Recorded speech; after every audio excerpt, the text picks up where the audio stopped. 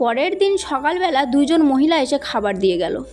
একজন কবুতরের মাংস আর ভাত, আর একজন হাঁসের মাংস। এগুলো খেলে নাকি রক্ত বাড়বে। পরের দিন অনেকেই মেহবিনকে এটা ওটা নিয়ে দেখতে এলো। চেয়ারম্যান সাহেব আর মিশুও এলো দুপুরের খাবার আর ফল নিয়ে।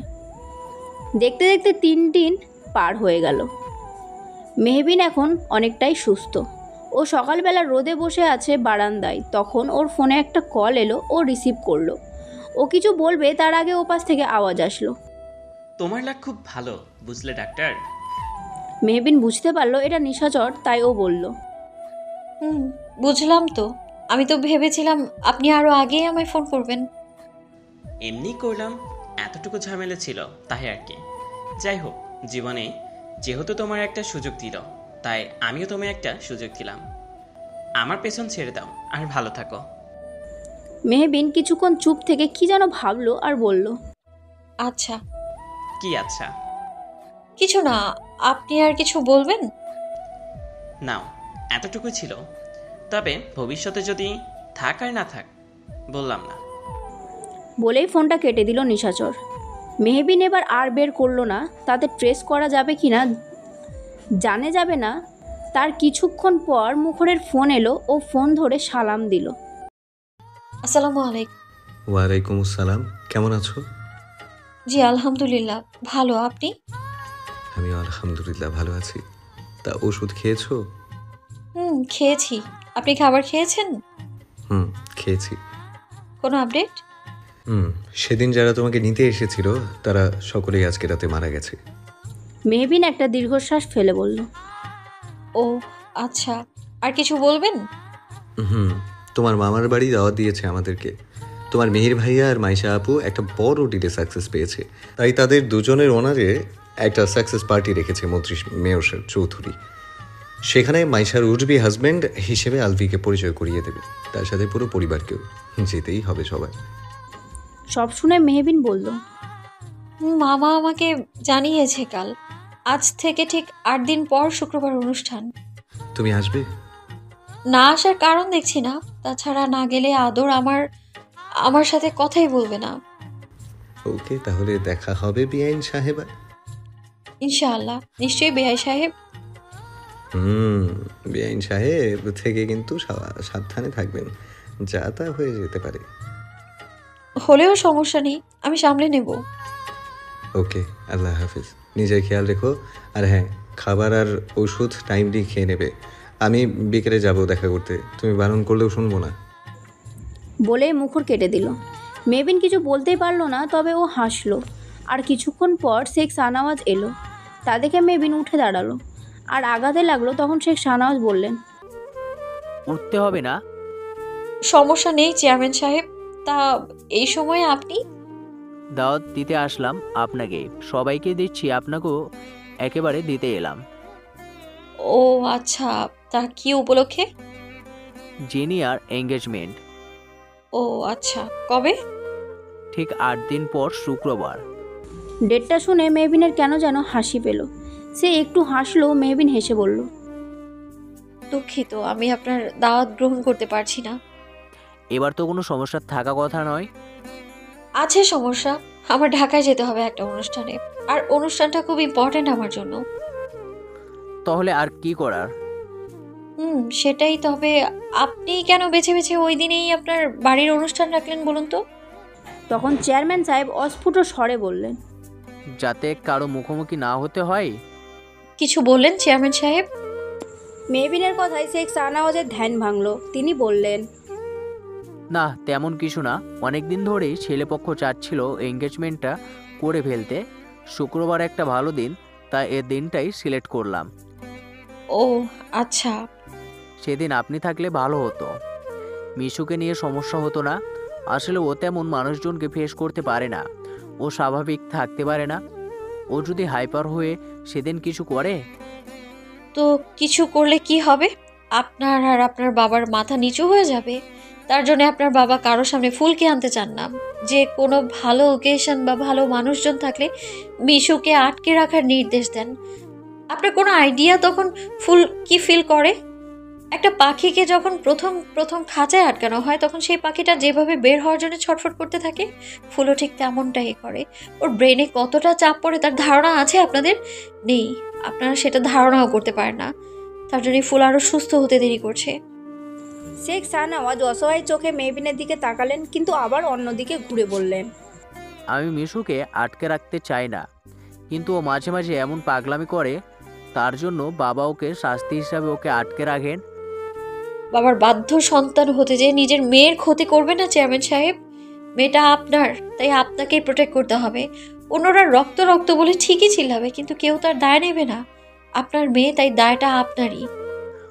আপনি ঠিক বলছেন। আমার মেয়ের দায়, আমার সেটা দায়িত্ব অন্য কেউ নেবে না। তবে আমি আবারও বলছি, আপনি থাকলে ভালো হতো। সেদিন জিনিয়ার শ্বশুরবাড়ির লোকজনের সামনে ফুল ছিল, তো সেদিন তো কোনো সমস্যা হয়নি। এঙ্গেজমেন্টের দিনও তো হবে না ইনশাআল্লাহ। সেদিন তো আপনি বলে গিয়েছিলেন যাতে মিশু গুড গার্ল হয়ে থাকে, তাই সে ভালো মেয়ের মতোই ছিল। তাছাড়া সেদিন তো তেমন কেউ ছিল না, আমরাই। কিন্তু এঙ্গেজমেন্টের দিন অনেক লোক থাকবে, তাই চিন্তা হচ্ছে। আবার সম্মানের জন্য নয়, আমার মিশুর জন্য। ওর যদি বাচ্চামোর জন্য ওকে কিছু বলে দেয় আর ও নিজেকে সামলাতে না পারে। আমি আপনার কথা বুঝতে পারছি, তবে এখানে আমার কিছুই করার নেই, যেতে হবে আমায়। তাহলে আর কি করার? আপনার বাবা ফুলকে থাকতে দিতে রাজি হয়েছে। তার সাথে কথা বলুন। ফুল এ বিয়ে নিয়ে অনেক এক্সাইটেড। যদি ওকে আটকে রাখেন তাহলে ওরই ক্ষতি হবে, আর যেটা আমি একদমই চাই না। আর হ্যাঁ, আমি তার আগে গিয়ে আপনার বাবার সাথে কথা বলবো। আজ আসছি। কিছু খেয়ে যান, বসলেনও তো না। সমস্যা নেই, আর আমি খেয়েই বেরিয়েছি। আসি, আল্লাহ হাফেজ। আল্লাহ হাফেজ। উনি যেতেই মেহবিন একটা দীর্ঘশ্বাস ফেলল। মেহবিন মিশুর অনুষ্ঠানে থাকা নিয়ে কিছু বলতো না, যদি না মিশু ওকে রিকোয়েস্ট করতো। মিশু জিনিয়ার বিয়ের কথা শুনে মেহবিনের কাছে বলছে সে সব সময়কার মতো ঘরে আটকা থাকতে চায় না, তার অনেক কষ্ট হয়। সে ভালো মেয়ের মতো চুপ করে থাকবে, কিছুই করবে না, তা মেনে ওকে যেন অনুষ্ঠানে থাকতে দেয়। এক পর্যায়ে গিয়ে মিশু কান্নাই করে দেয়। তার জন্য মেহবিন ওকে বলেছিল সে ব্যবস্থা করবে। কথাটা শুনে মিশু যে কতটা খুশি হয়েছিল তা বলার মতো না। খুশিতে মেহবিনকে জড়িয়ে ধরেছিল। অনেক দিন পর আজ সকাল 10টার দিকে কাব্যের বিহঙ্গিনী পেজ থেকে নতুন পোস্ট করা হয়েছে। যে কোনো পরিস্থিতিতে খুব ভেবেচিন্তে এমনভাবে সিদ্ধান্ত গ্রহণ করা উচিত যেন পরিস্থিতি প্রতিকূলে গেলেও জীবনে বিরূপ প্রভাব না পড়ে। পোস্টটা করার পরেই বেশিরভাগ প্রশ্ন ছিল এটা, এতদিন সে কোথায় ছিল। তারপর কমেন্ট সব থেকে বেশি ছিল ঠিক বলেছেন, সহমত ইত্যাদি। হাজারখানেক লাইক, শখানেক কমেন্ট আর শেয়ারও হয়েছে। পোস্টটা আরবাজ আর মুখরের চোখে এড়ালো না। দুপুরের দিকে মেহবিনের ফোনে কী যেন করছিল, তখন একটা নোটিফিকেশন এলো। নোটিফিকেশনটা অন করতেই দেখলো বিহঙ্গিনীর কাব্য আইডি থেকে নতুন পোস্ট হয়েছে।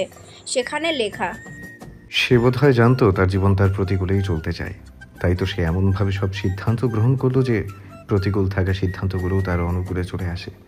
কি বলবো, সবাই তো আর বিহঙ্গিনীর মতো এত বুদ্ধিমতী নয়। মেহবিন বুঝতে পারলো এখন লাঞ্চ টাইম চলছে, তাই এখন পোস্ট করা হয়েছে।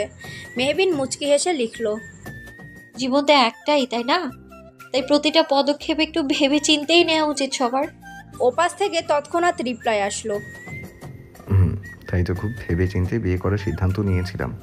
তাই তো দেখো আজ পরিস্থিতি প্রতিকূলে, তবুও জীবনে খুব একটা বিরূপ প্রভাব পড়ছে না। আমাকে বিয়ে না করে অন্য কাউকে বিয়ে করলে হয়তো আপনার জীবন আপনার প্রতিকূলে যেত না। আচ্ছা, আপনার কি আফসোস হয় কখনো? এখনো অবধি কখনো হয়নি, তবে এখানে সব থেকে বড় কথা, এটা নিয়ে আফসোসের কিছু নেই। এটা আমাদের তকদিরে ছিল, তাই হয়েছে। আমার তকদিরে তুমি আর তোমার তকদিরে আমি ছিলাম বলেই আজ আমরা হতে পেরেছি। সেই জন্যেই আমারও কখনো বিরূপ কিছু মাথায় আসেনি, কারণ আমি আমার রবকে বিশ্বাস এবং ভরসা করি। জীবনে কি হলো না হলো সেটা নিয়ে আফসোস বহুদিন আগেই ছেড়ে দিয়েছি। জীবন সবসময় প্রতিকূল পরিস্থিতিতে থাকে, আমার জীবন অনুকূলে আনা আমাদের সিদ্ধান্তের উপর ডিপেন্ড করে। ওপাশ থেকে কিছুক্ষণ রিপ্লাই আসলো না। মেহবিন ভাবলো হয়তো আর আসবে না, তাই সে একটা দীর্ঘশ্বাস ফেললো। কিন্তু তার কিছুক্ষণ পরেই আবার কমেন্টের রিপ্লাই হলো, তাহার রবের প্রতি এত ভরসা, বিশ্বাস আর ভালোবাসায় আমাকে তাহার প্রতি বারংবার মুগ্ধ করে। মেহবিন মুচকি হেসে বলল, পৃথিবীর সকল দরজা বন্ধ হলেও ওই একজনের দরজা কখনো বন্ধ হবে না। তার বান্দার প্রতি তার অসীম দয়া। তিনি তার বান্দার সব কিছুই লক্ষ্য করেন এবং দেখেন। যদি কখনো কোনো বান্দা আকাশের দিকেও তাকায়, তখন আল্লাহ তাআলা বলেন, আকাশের দিকে তোমার বারবার তাকানোকে আমি অবশ্যই লক্ষ্য করি। তাহলে বলুন, আমরা আল্লাহ তাআলার উপর ভরসা করব না তো কাকে ভরসা করব? মানুষ মানুষকে কখনো কখনো ভালোবেসে ধোঁকা খায়, কিন্তু আল্লাহকে ভালোবাসলে কখনো ধোঁকা খাবে না। আল্লাহ তাআলা বলেন, তার কোনো বান্দা যদি তার দিকে 1 পা আগায়, তিনি তার বান্দার দিকে 10 পা আগান। নিশ্চয়ই আল্লাহ তাআলা ধৈর্যশীলদের সাথে আছেন। যে ব্যক্তি আল্লাহ তাআলার উপর তাওয়াক্কুল করে, তার জন্য আল্লাহই যথেষ্ট। ওপাশ থেকে হাসির ইমোজিওয়ালা একটা রিপ্লাই আসলো, তার সাথে লেখা, আল্লাহ তাআলা সবাইকে হেদায়েত দান করুক আর তার উপর তাওয়াক্কাল করে জীবনযাপন করার তৌফিক দান করুক। মেহবিন মুচকি হেসে লিখল, আমিন। বিকেলে মুখর আসলো, তবে আজ সিভিল ড্রেসে নয়, আর মুখে মাস্কও নেই। আজ পুলিশের ইউনিফর্ম পরা। মেহবিন বাড়ির দিকে পুলিশ আসতে দেখে সবাই এগিয়ে এলো। মুখর তা দেখে একটু অবাক হলো। ও গেটের কাছে এসে দাঁড়াতেই একজন জিজ্ঞেস করলো, স্যার, আপনি এখানে কি করতে এসেছেন? কেউ কিছু করেছে?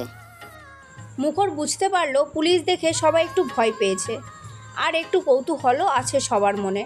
তবে ওনার মুখে ছাড় কথা শুনে মুখর বুঝতে পারলো সার হিসেবেই ডেকেছে। মুখর হেসে বলল, না, কেউ কিছু করেনি। আসলে সেদিন মারামারি হলো না ডাক্তারের সাথে, সেই লোকগুলোকে তো ধরা হয়েছে, তাই কিছু জিজ্ঞাসাবাদের জন্য ডক্টর মেহবিনের কাছে এসেছি। আর কেউ কিছু বলল না। মুখর ভেতরে ঢুকলো, বাকিরা সবাই চলে গেল। একজন বাদে পুলিশ মানেই গ্রামের মানুষদের কাছে ভয়ের।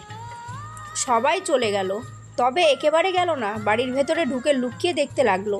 মুখরের সাথে একজন মেহবিন ডাকলো। মেহবিনের আর তাজেল বের হলো রুম থেকে।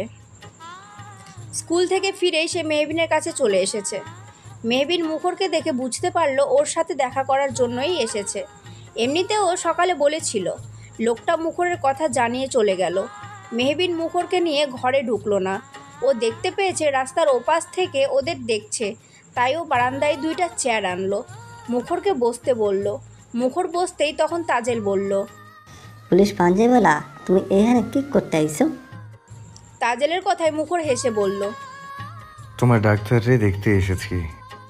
কিছু আনো না ডাক্তারের লাইকা। তোমার হাতে তো ফল টল কিছু দেখি না। তুমি জানো না অসুস্থ মানুষদের দেখতে রে ফল আনা লাগে?